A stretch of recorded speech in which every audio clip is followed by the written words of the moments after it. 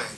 And in this video, we will learn the 60 movement Yang short form, we will learn the principles behind it, and how it's used to teach students certain principles. This video is especially good for people who want to teach Tai Chi because it's teacher-oriented. And let's begin.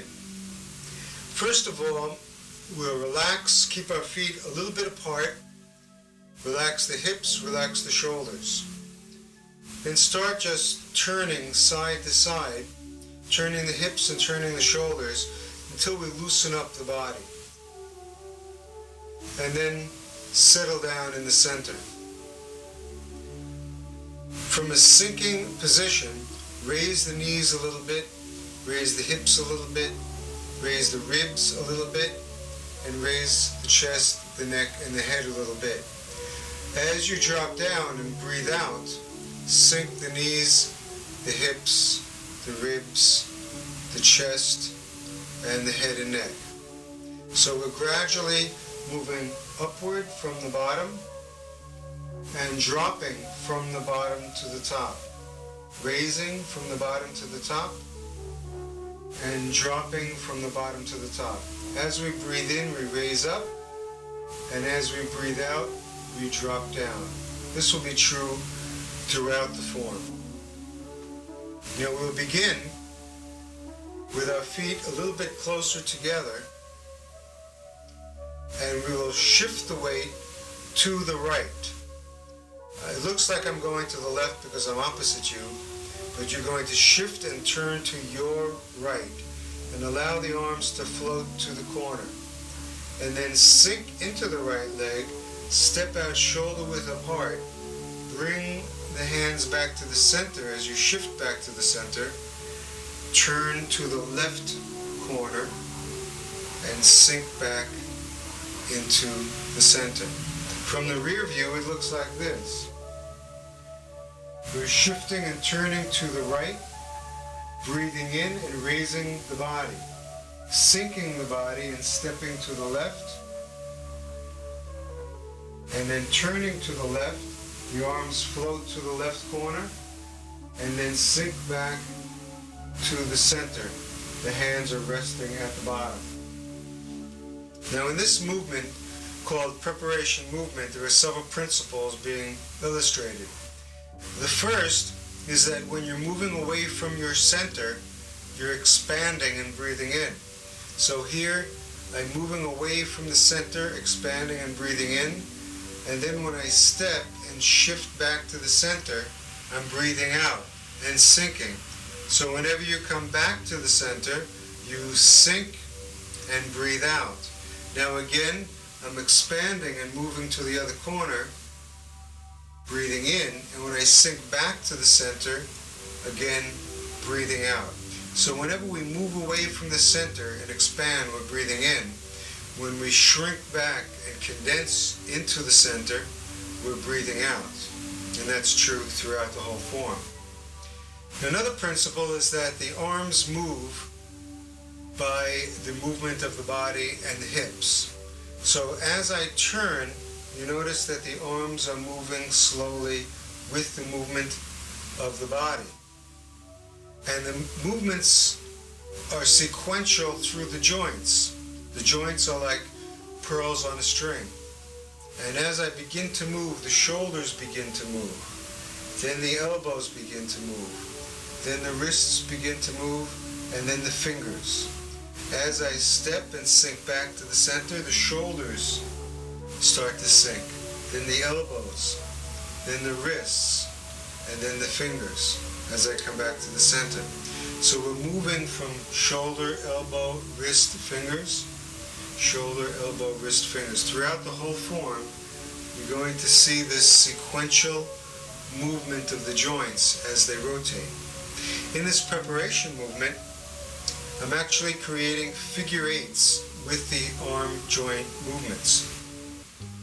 So as I turn, the shoulders move first, but you notice that the weight or inertia of the hands leave it behind. Then, when the momentum reaches the hands, they move out. When the shoulder comes back, the momentum of the hand leaves it behind, and then gradually it catches up. So you're actually creating a circle with the hands.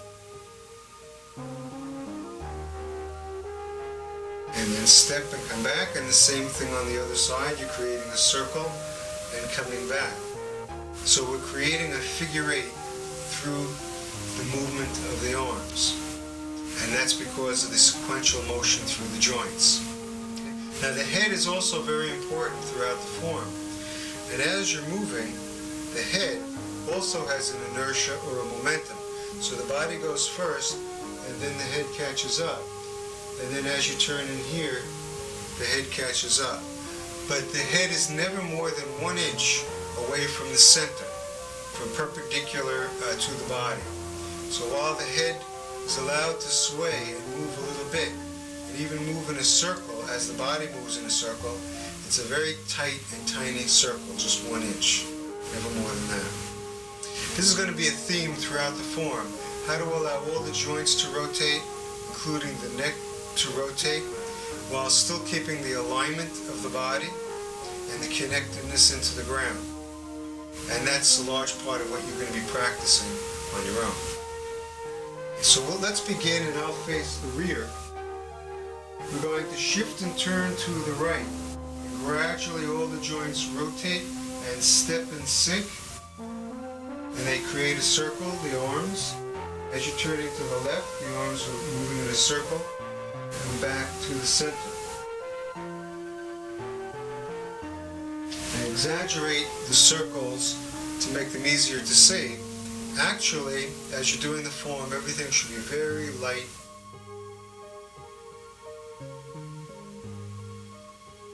Very small circles.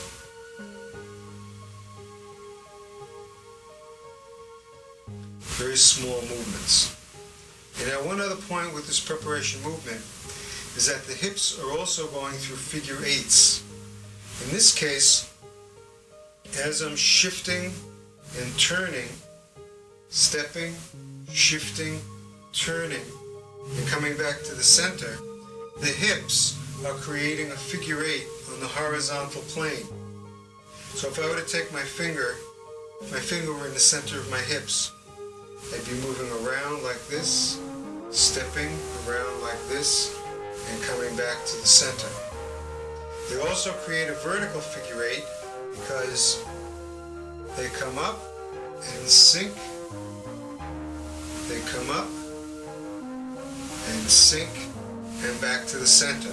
So they're creating this figure eight lying on its side. The combination of the two creates a figure eight that's kind of wrapped around the sides. This type of figure eight, it's wrapped right around the sides of the body. Like this. And the center of all of that motion is at the dantian, right at the center of the body, about an inch and a half below the navel. So you're very conscious throughout the form that the center of all the circles you're doing is right here at the dantian. And that creates a feeling of centeredness and connection to the ground, which is very important in Tai Chi. So we're going to go now from the first movement, preparation, to the second movement. Remember that I'm facing opposite you. You're turning to the right corner, stepping, turning to the left corner, and shifting back to the center. Now, you're flowing upwards and the arms flow up. Notice that the elbows are relaxed, the shoulders are relaxed, and now the palms float forward and then sink into the ground. The arms come back. The hands are at shoulder height. Moving up, breathing in, the palms straighten out, and then sinking back down to the center and relax into the ground. At this point, make sure the weight is evenly distributed in both legs. The weight is evenly distributed throughout each foot so that you're not in like this.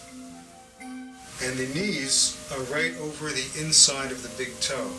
And that'll give you a very solid stance. At the same time, make sure that your back is not arched. but the back is nice and relaxed. Yet it's not leaning forward either. So imagine that your hips are a bucket of water and you have the handle of that bucket.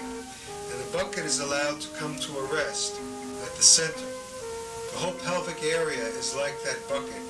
It's allowed to come to a rest. And as you're moving, it may move with you, it flows with you, but it always seeks the center, just as the weight of a bucket of water always seeks the center of gravity. And we're going to do the first two movements. Now face the rear. Preparation, shift and turn to the right, step to the left, shift and turn to the left, and then sink back to the center. Here it won't be easy to see my arms. The arms come up, palms straighten out, the arms float back, the palms come up, down to the sides, and relax. Very good.